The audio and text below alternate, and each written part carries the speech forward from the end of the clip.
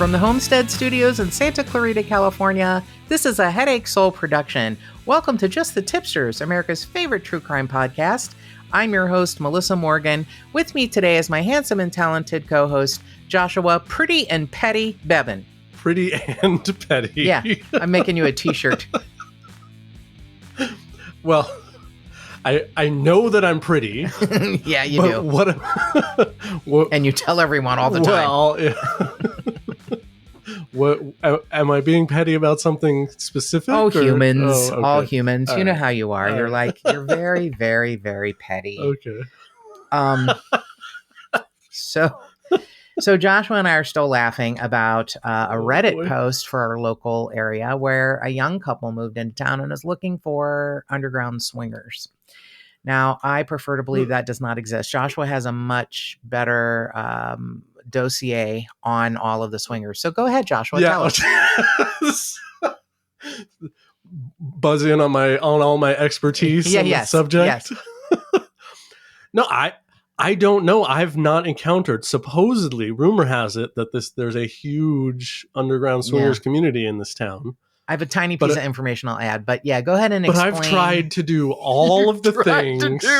I go with a pineapple in my car, upside down pineapple in my car. If you put a pineapple upside down at Trader Joe's in your cart, it's supposed to be a signal that you're open to swinging.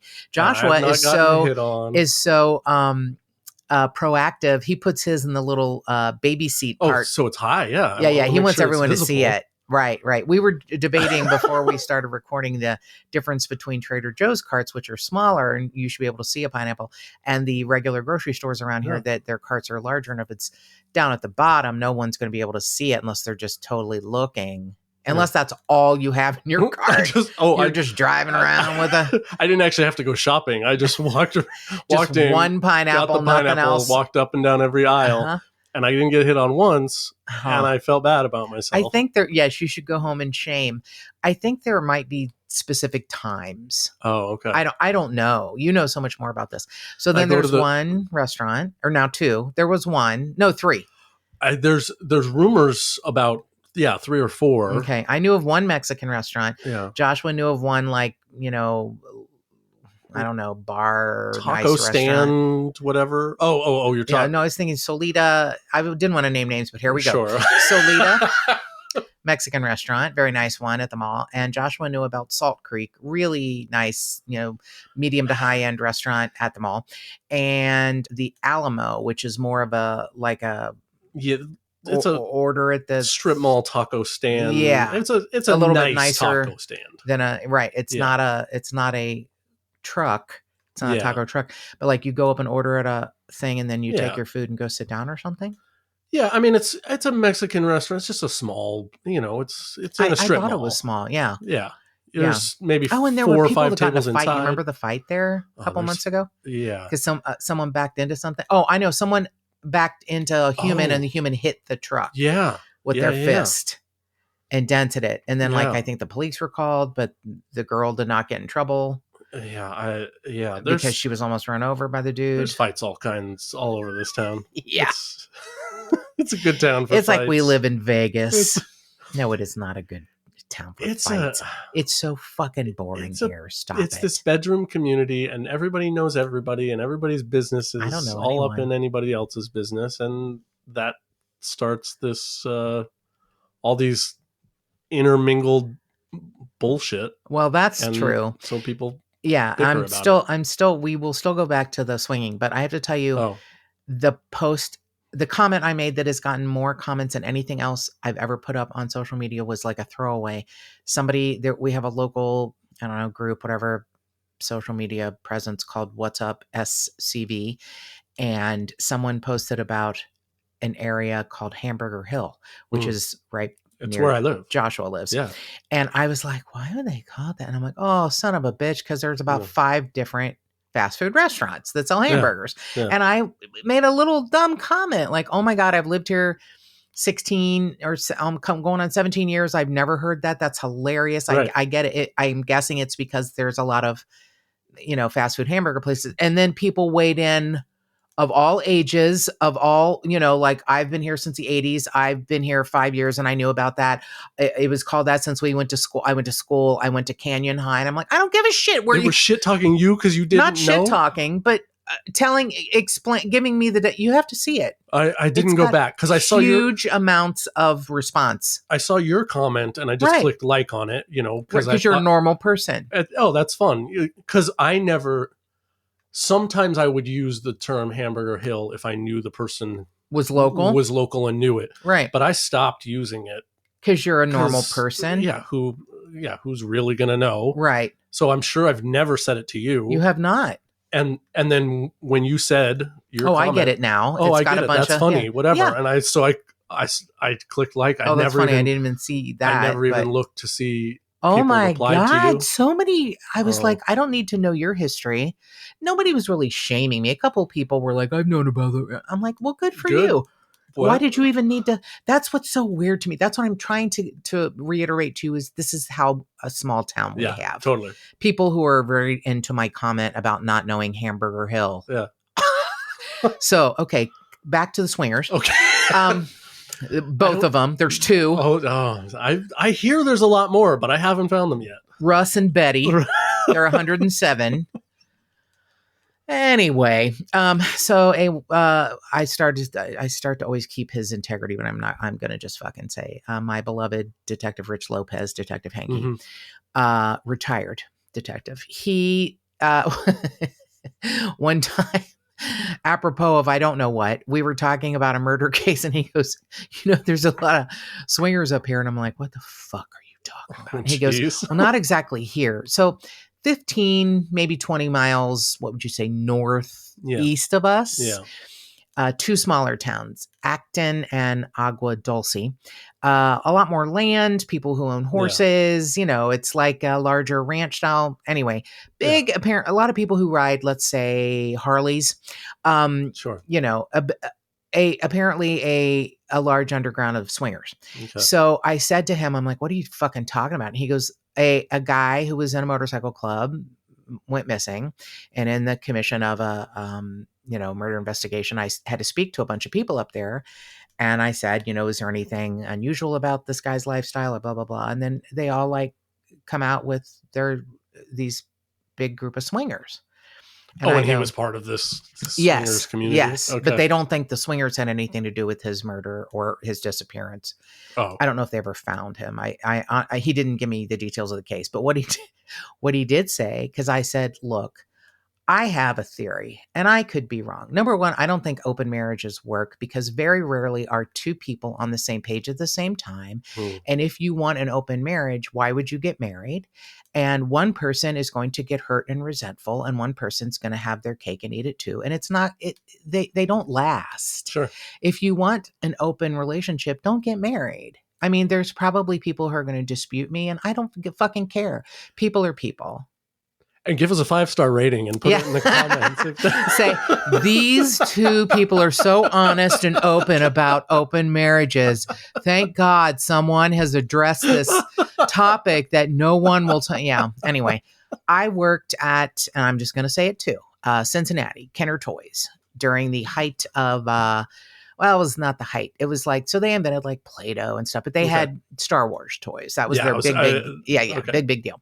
It was after that. It was after I graduated college, and I worked in the market research department, and we did videos of little kids, modeling toys. Like Stretch Armstrong. Yes. Okay, I got like they would go on the back of a box, or we did like photo shoots, but we also did videos, like to show like market research videos. Like here is little, Tammy playing with Stretch Armstrong and pulling his arms off, whatever. Right. So everyone in the marketing department was fucking everybody else. Everyone was married, all the way up from like a vice president to the secretary. Everybody was fucking everybody. And I'm stupid. I'm 22, just got out of college. I'm married. Would never dawn on me to cheat. I took my friend Tammy, who was not married. Her name really was Tammy. We go to a party, a big barbecue, and we're like single and normal, right? I think. And we're sitting there and she goes, Melissa, I think all these people are like fucking each other. And I'm like, Tammy, no, they're all married. I don't know what you're talking about. Right. And then I'd notice people getting up and going somewhere. Oh, they were actually fucking each other at the party. It was a pool party. Pool party barbecue. Okay. And then later on, the most honest, open, lovely human being named Joan, who was the assistant to the vice president, Bob. I'm naming everybody. Oh, yeah. Joan was married, loved her husband, and was enthralled with a younger toy designer named Tim, who was also married. And she wanted to get in Tim's pants. And it was so funny. Tim looked like the cutest little nerd, wore glasses and designed toys. Joan had hair like Annie Lennox. Oh. Yeah, that's another way to know, I guess, if people either shave their heads or women have really short hair. It's a sex thing, a sexy thing. Okay. I don't get it. I feel like some of these like stereotypes cannot be true. Yeah. Yeah.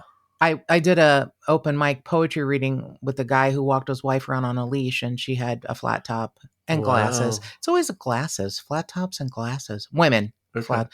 Yeah, it's weird. No, it isn't. It's true.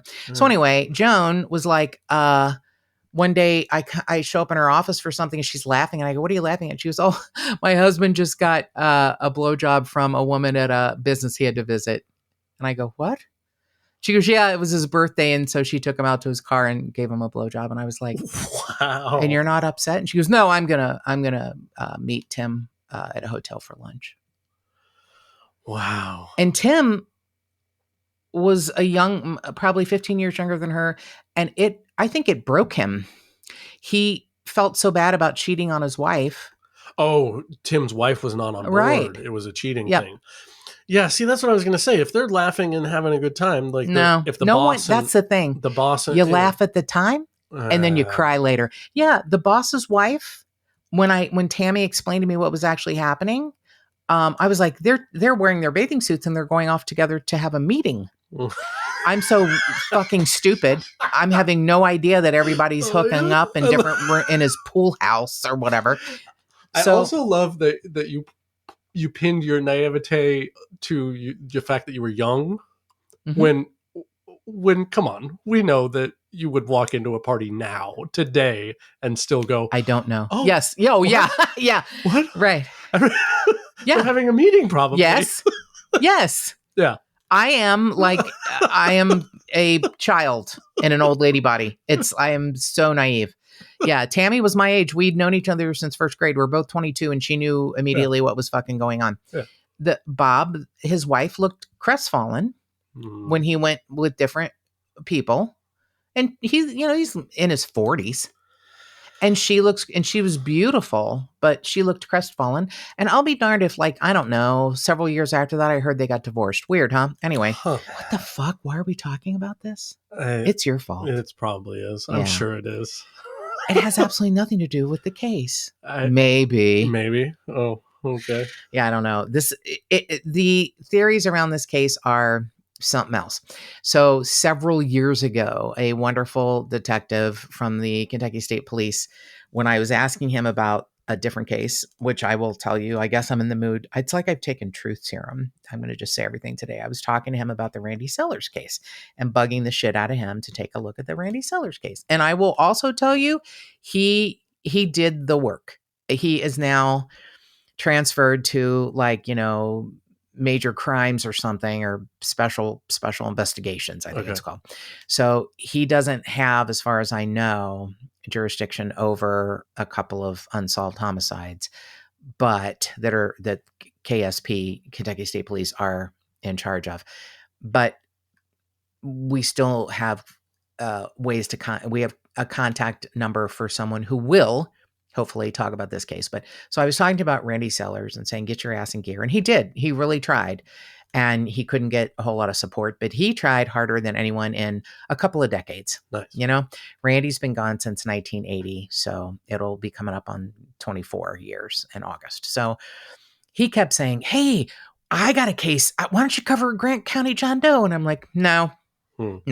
So for several years, he's wanted me to cover this case. I have not wanted to cover this case because I put my own prejudices on it and thought, I don't want to differentiate one person's murder from another, but I'm gonna. Randy Sellers was a 17-year-old boy who was last seen in custody of a police, presence and never seen again. Right. This young man, who was unidentified, was found 2 shots to the back of the head and his hands cut off. Oh, shit.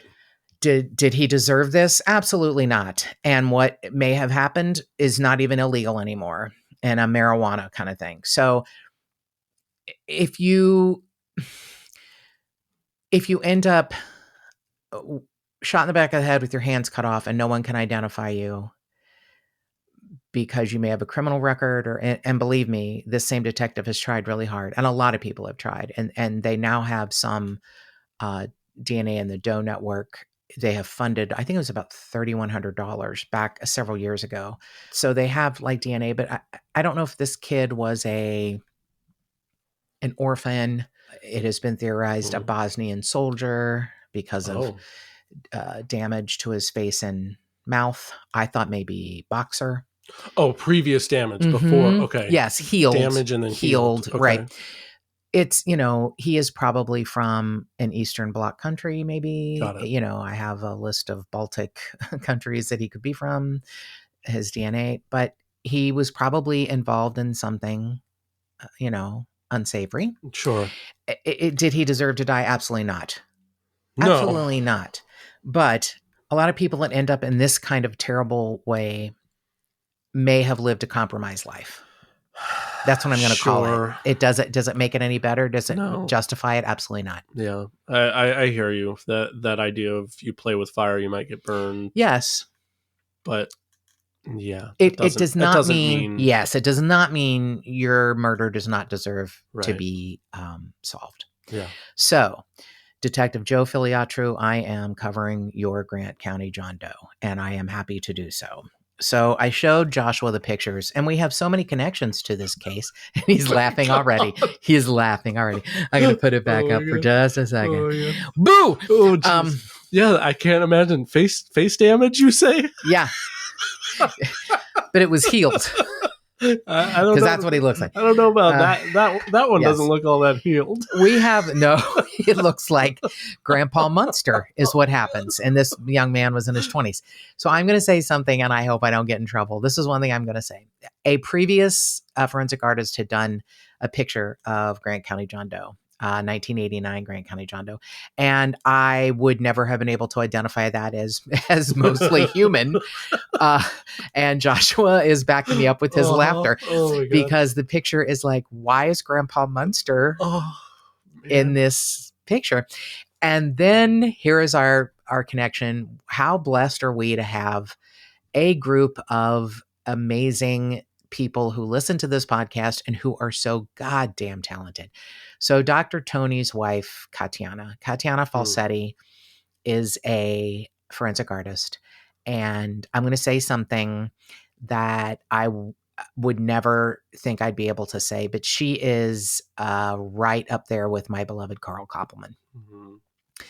I showed Joshua the picture she did several years after the original. Yeah. Now this one's beautiful. It's beautiful, and he looks like a human. Yeah. And she has done, it was 2 weeks of him in a barn. Yeah. 2 weeks of decomp. And she was able to put this together, and this has got to be a much better picture than the sketch of Grandpa Munster. No, and yeah. I mean, in this, it looks like a photograph. It does look like a photograph. So Katiana, talk about a power couple. Katiana and Dr. Tony are two amazing people who work hard in this industry that is so difficult. And Dr. Tony gave me some potential background on this guy. So it is shocking in a rural area how a body was found in a tobacco barn by an older farmer named Henry Curry. So the fact that a young, handsome 6'5", 220-pound man with flat head syndrome, healed nasal fractures, and the most fucked up dentures I've ever seen in my life is not identifiable. There are some reasons why this might be. And he looks like a handsome kid. He also looks like a goddamn boxer or, he's a thick dude. There's a thick neck, and I don't want to mess with him. You don't? At all. 6'5", 220? Oh, 6 foot. Oh, yeah. No, I'm 6'5", 220. Yeah. Looks like he'll take you apart. Yeah. This is Missing his hands, 2 shots to the back of the head. Wow. Found in a tobacco barn in Grant County. Yeah, jeez. Right. So at the time in 1989, Grant County was much more rural than now. A lot of farms. Okay. Tobacco is Kentucky's number one crop. Its number one cash crop is marijuana, which no one would ever admit. But anyway, the most the biggest export, I guess, would be like horses and tobacco. Okay. But my grandfather raised tobacco on his little 9-acre farm when he retired. It was like his dream. Cool. Yeah. So and he lived in Gallatin County, which is the neighboring county. Okay. Same kind of topography, Got it. A lot of rural stuff. So this barn, Henry Curry, older farmer, finds a young man in his barn. There were all these rumors that the man was found hanging, like upside down. And that's not true. Okay. He was not, bled out. He was not exsanguinated. He was shot in the back of the head twice, hands cut off and thrown in a barn. Wow. Now the hanging, the detective told me, he goes, some ding dong. He said some former coroner ding dong got on TV and started talking about, oh geez, he was hanging. I love when cops don't want to use like bad words and they come up with the most hilarious, like, well, I'm over here calling someone a fucktard. Right. They're like, this ding dong gets on the news. And I'm like, ding dong? What are you, 5? So cute. They're holding back because you're such a lady. I'm a lady. I'm a lady. I love that Tom Jones song. So yeah. So anyway, yeah, I'm a lady, and some ding dong coroner at the time got on the news and said he was hanging. He was never hanging. Never hanging. Okay. He was thrown in this tobacco barn, and tobacco is very, pungent. I don't smoke, but I love the smell of tobacco. And when it's in its raw state, like it's delicious. Yeah. Okay. It's a great smell. I can still smell it. My grandfather had 3 barns on his property, 1 big one and 2 smaller ones, and I can still smell it. And so maybe they thought it would cover the smell of, a body. Okay. I don't know. So they find this man and they're like, oh, we're going to identify this guy. Okay. So flathead syndrome. I was like, are you talking about like, was he in the military? And it turns out a theory is he might be. But flathead syndrome is when a baby is a baby and you don't roll them around a lot, their heads don't. Oh, because he was just laying on the back of his head. Was still soft as a baby. Okay. So he has a flat head. I guess it's not completely uncommon. But you can see it a lot more when someone has a short haircut. Okay. And he may have had a short kind of flat top haircut for one reason or another. One reason could have been the timing, according to Dr. Tony, who was actually in Bosnia, could be that he was a Bosnian soldier. Okay. Because I asked, why would he have healed nasal fracture and the most, I'm telling you, from I was blessed enough to get to see the teeth. Okay. From the autopsy. Okay. And if he smiled, you probably wouldn't know what was going on. Oh, it was that bad. Yeah, I showed it to you. You just don't remember. Oh, that was the one you showed me like weeks ago. Yes. Okay. I was given permission to show this to you. And the reason it's taken several weeks is because we had some issues and some time off. That's the guy. This is the guy. Okay. I'm with you now. The teeth that if lips were covering it, you'd be like, oh, that's nice. And then if you see it like, and you're like, yeah, it's like, I've never seen anything like it. Yeah. There's layers and layers. Yeah. And well, like the craziest bridges. Yeah. Connecting almost to nowhere. Like one side didn't have a bridge, but one side did. And the bridge is not like a bridge in the United States. Yeah. It's like a piece of, I don't know, amalgam or enamel between 2 teeth where there's one that was missing. Yeah. Just to like keep hold them together, I guess. I don't even know. I have never seen anything like this. Wow. I just to let you know, I asked my dentist, I'm like, would anything like this? And he's like, no. And he is from like a South American country, and he came here and got his degree, and he's like, we would never do this in the US. Like, he was very defensive of dental practices in the US. And I said, the theory is he could have, I thought he was a boxer, was involved in an accident. I asked Dr. Tony if it could be proven if the nasal fracture and the teeth maybe being knocked out happened at the same time. Oh, sure. And he said there's no way to narrow that down if it were separate incidents or if it happened at the same time. Got it. But so the nasal fracture is healed, but you can tell by the picture it's a little bit wide at the top there. There's probably a bump. Yeah, where it healed. And the teeth were knocked out and replaced with veneers, but not exactly replaced the way you would think. They're like, to me, it looks like it's held together with pipe cleaners and Elmer's glue. It's the craziest shit I've ever seen. I've never seen anything like it. It's so unique. Yeah. So looking at that and asking, could he have been a boxer and had, broken teeth and a broken nose? Could have been. Could he have been a Bosnian soldier? Could have been. Okay. The detective talking to any kind of, expats in the area. Mostly, he said, in Cincinnati, not so much in Kentucky, which this could have happened in Cincinnati. They could have driven across the Ohio River, gone 35, 40 minutes south and put him in a barn. Okay. Yeah. The expats said it's much cheaper to go back home for dental work. So that's a lot of times that happens. Oh, okay. I don't know if this young man was adopted or like the flathead, maybe parents don't know how to not, how to make sure your baby's head's round, sure. Maybe they weren't taught, or maybe he was like maybe he was in a orphanage. Yeah. Like just maybe not have people available to pick him up and play with him or hold him. Yeah. So flathead syndrome, a short haircut, the most unique dental work I have ever seen in my entire life. And it's not like I've seen a lot, but you have to admit it's crazy. It's crazy. And 6'5". Oh. And pretty young. And they were like, we're going to find out who this is, like, right away. Yeah, it sounds like a unique human being. Like. Yeah. And here we are 25 years later. Wow. Okay. So it's narrowed down a little bit. Volunteer genetic genealogists with the DNA Doe Project, they have determined that he was most likely from Eastern Europe. Okay. He might have some ancestry from the Middle East and England, but so far the DNA matches are just like distant cousin levels. Okay. So here are some of the theories, and I will be honest with you, I hate them. Uh-oh. I hate them. Okay. It's not that I don't believe that this is a possibility.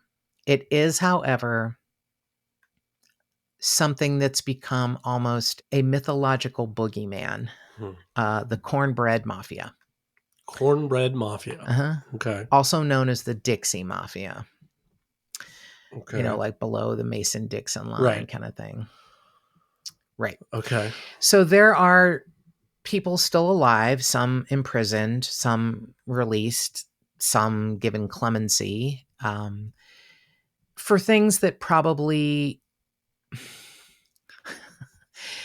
at this time in our history wouldn't have been considered big bad felonies. Oh, because like pot's illegal now and that kind of stuff? Okay. In a lot of places. Yeah. Still not legal in the state that probably puts out more pot than anyone else, Kentucky. So in 1989, the Dixie Mafia, or the Cornbread Mafia, was sort of originated earlier than that in Marion and Nelson counties. Now look, that's about 2.5 hours away from where he was found. Okay. So the theory that he probably came from Cincinnati would be a much shorter route than from the, seat of the Dixie Mafia north. Got it. You would have much better chance of hiding a body in Nelson County, Marion County, McCreary County. Okay. I think it was, did somebody tell me David Letterman said, if you want to hide a body, go to McCreary County?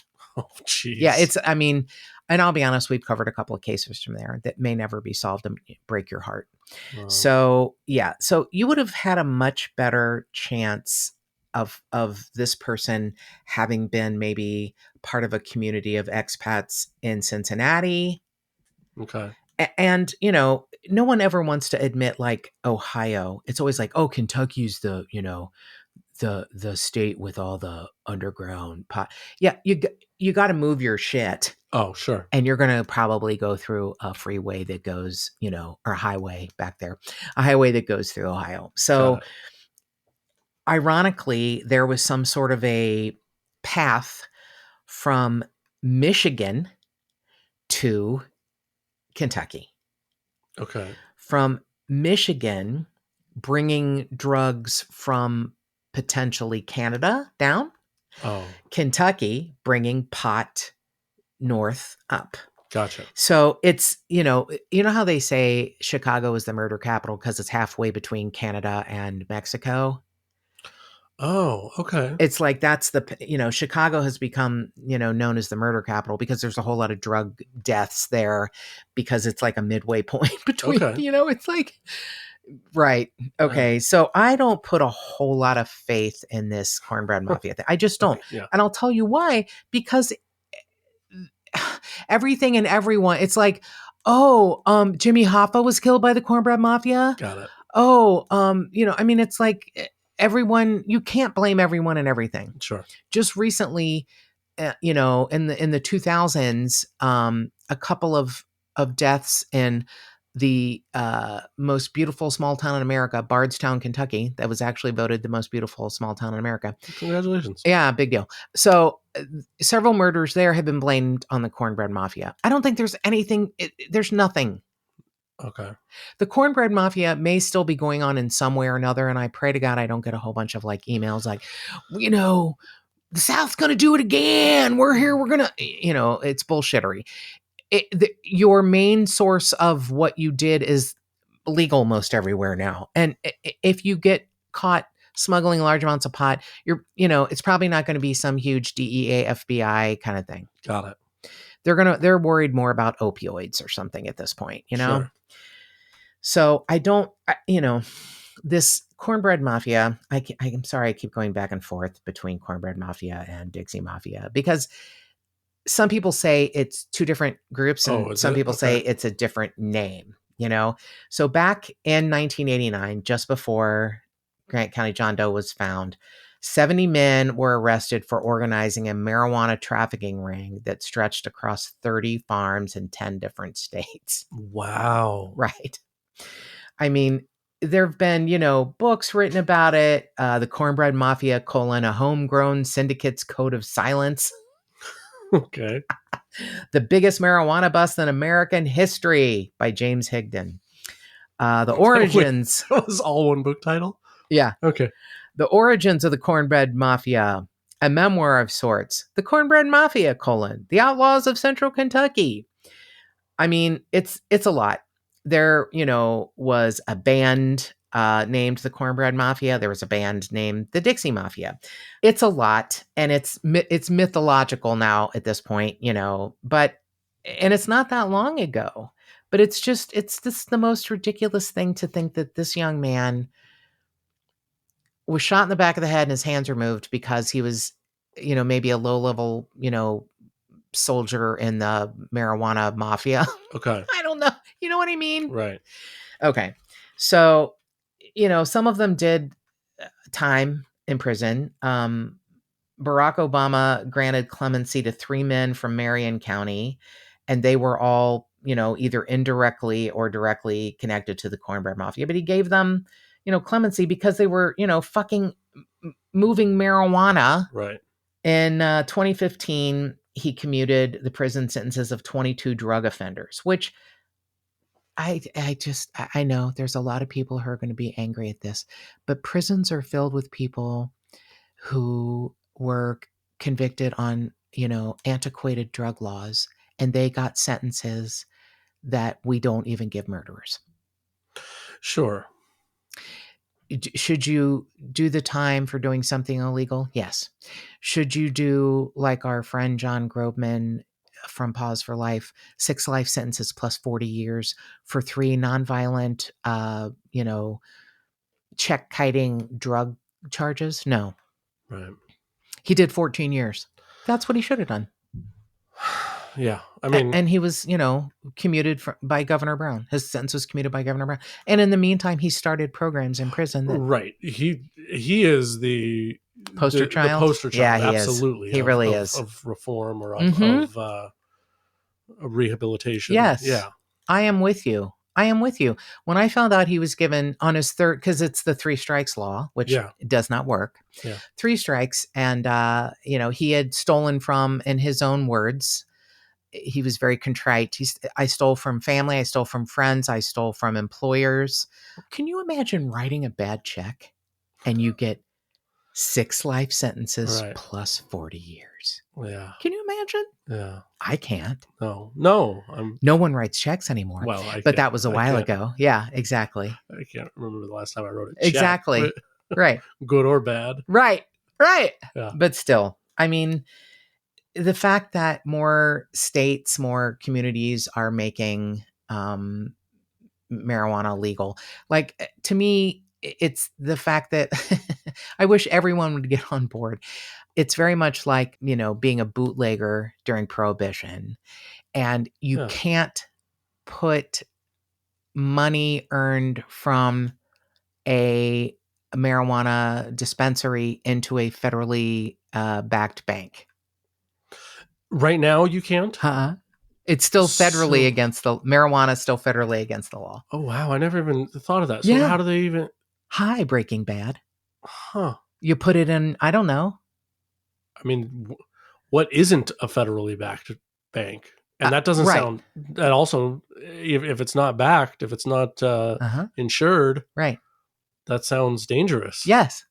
I mean, we've seen banks that are federally insured go down, and now, I don't know what you do. You have to resort to illegal. I don't know. I don't have a dispensary. Do I put it in an offshore account? Well, that also doesn't. That sounds a little shady too. Everything sounds shady. Yeah. However you make your fucking money, you should be able to put it where you want to put it. Yeah. Absolutely. Yeah. Yeah, but I agree that this is that kind of prohibition thing where if you make something illegal, you're only going to create more crimes. Yeah, that's a very good way to put it. And I've heard that before, but I didn't get it. Yeah. And the other side of it is all of this energy doesn't need to go to the war on drugs. It needs to go to treatment and getting people off of drugs, because that's how the problem's actually solved. That's that's my soapbox. I love that. I love that way. I think it's a lot harder than that, but I think that's a great description of what would be a more positive way of dealing with it. Yeah, it's not just as easy as I just said it. but it's still a great a great idea. If more funds went to something like that, as opposed to, as you say, fighting the war on drugs. Now, I will tell you, I hope Mark Humphreys is okay with me telling this, but I don't think he'd mind. He was a very libertarian human being. Yeah. He didn't like that word. He liked independent. Sure. And he thought that all drugs and prostitution should all be legalized, taxed. Women involved in sex work should be, given medical benefits to make sure they're always healthy, taken care of. And if somebody wants to OD on heroin, then that's what they're going to do. Yeah. It's the same thing as someone drinking themselves to death with alcohol. It's up to them. Right. I mean, I at first was like, oh, I've always thought prostitution should be, I don't know a whole lot about drinking and drugs because I don't do either. Right. But I've always thought prostitution should be legalized, because it's like, if you're an adult, I mean, like you said, if you make it illegal, it's 14-year-old girls. Right. if you you're in a regulate it, right, you say, yes, okay, we're gonna maybe you need a license or something. Like you need a some. license to drive, but you don't need a license to have a kid. You know what I mean? I feel very attacked right Good, now. yeah. Johnny Appleseed, spreading your seed everywhere. If you were licensed, yeah, yeah, I probably wouldn't have passed that yeah, exam. I think you would have. I think you would have. But it's, I think that's a great umbrella to put things under if only more money went toward helping people or, yeah. Anyway, I know we're not going to solve the drug world today, right here, but right now, yeah, probably on this not. show. Yeah. But I have such a hard time feeling that the cornbread mafia is responsible for his murder. They've probably killed people in the commission of whatever the fuck they do, but Sure. I don't, here we are 25 years later and there's hemp cookbooks put out by people from the cornbread mafia. There's, hemp products are featured in the Whole Foods magazine. Sure. I mean, it's like, oh, for fuck's sake. Yeah. And then to think that someone like this who can't even be identified is yeah. So were his okay. You don't like the cornbread mafia theory. I don't. Are there other theories that Sure. Any of them any better? A different kind of mafia. He could have been doing, who knows what. Sure. He could have if you are, I'm going to call it a professional hit. Okay. It's just to, bam, bam, and then cut the hands off. Yeah. So you can't be identified. It used to be a message. You cut your hands off if you're stealing product or something. Sure. And now it's because of so many people being fingerprinted and being, convicted. So 89, he's in the wheelhouse of, could it be he was stealing product according to a boss, or could it be that he had a record and they didn't want him identified? Gotcha. So the best hope we have is, this genetic genealogy, and it's been disappointing. I mean, because there isn't a whole lot of, his clothes were missing, he was naked, his hands are missing. To me, there's so much. It's the genetic genealogy is only disappointing because he could be from another country where maybe they haven't done a whole lot of DNA testing, and that's what's a little bit heartbreaking. I mean, as again, the DNA Doe Project has found like distant cousins, and they probably are like, no, I don't know this kid. I didn't, that makes perfect sense to me. It's disappointing because he's so recognizable. Right. He would be recognizable in any other forum. His teeth are like, these veneers are put over top of whatever teeth he had left. Jeez. It's the craziest thing. It's a crazy one. Yeah. And it's been covered a lot, and I just don't. Okay, so you asked me a question and I feel like I'm fucking around. You ask me, if it's not the cornbread mafia, who would it be? Sure. It could be another type of mafia. It could be a drug ring. Drug ring. Okay. It could, his previous healed injuries could have had nothing to do with his work. He could have been a Bosnian soldier. Okay. He could have been a boxer. Maybe not. I mean, he was a young man, Yeah. He was a young man found in the spring of 1989. And so, okay, forensic scientists are saying he's between 25 and 35 years old. He had, medium brown crew cut with short sideburns. His eyes are brown. There's some scientists who say they were blue. It's hard to tell when someone's been for 2 weeks. Got it. But it would be easier to imagine him with brown eyes.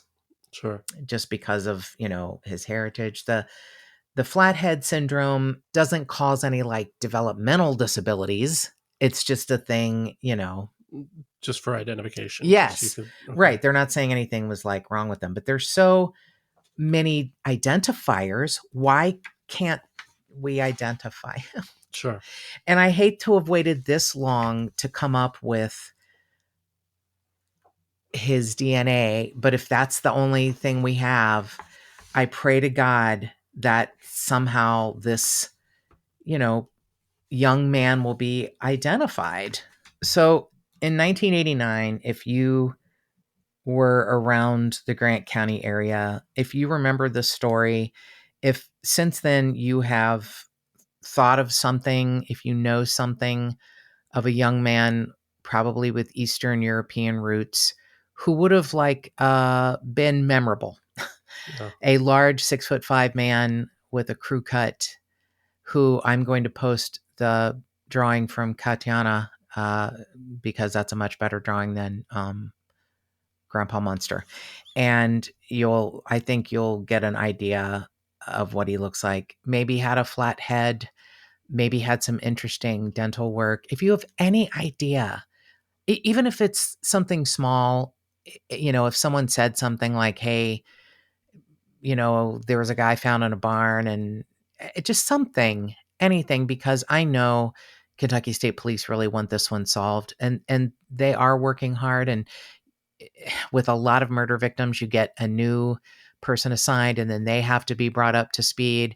And I know Detective Joe Filiatru will still be available to take tips on this case. I know he's working on other things, but this one, I'm sorry it took me several years to cover it, Detective, but I finally got around to it, and here we are. And maybe now is the time where somebody will remember something. I believe everything happens for a reason. So this young man has, his picture has haunted me, and that's because of Katiana's beautiful work. Like a Carl Koppelman picture, you get an idea of the humanity of this person. Yeah, you get an idea of who this person was. So if you know anything about the 1989 Grant County John Doe, please call the Kentucky State Police Post 6 at 859-428-1212. And if you have an idea for a case or something you'd like us to cover, please call us at 832-TIPSTER. That's 832-847-7837. You can email us at jttipsters@gmail.com. You can go to any of our social media platforms, the Just the Tipsters Facebook page, at JT-Tipsters on Instagram, at JT-Tipsters-Pod on Twitter, and more cowbell.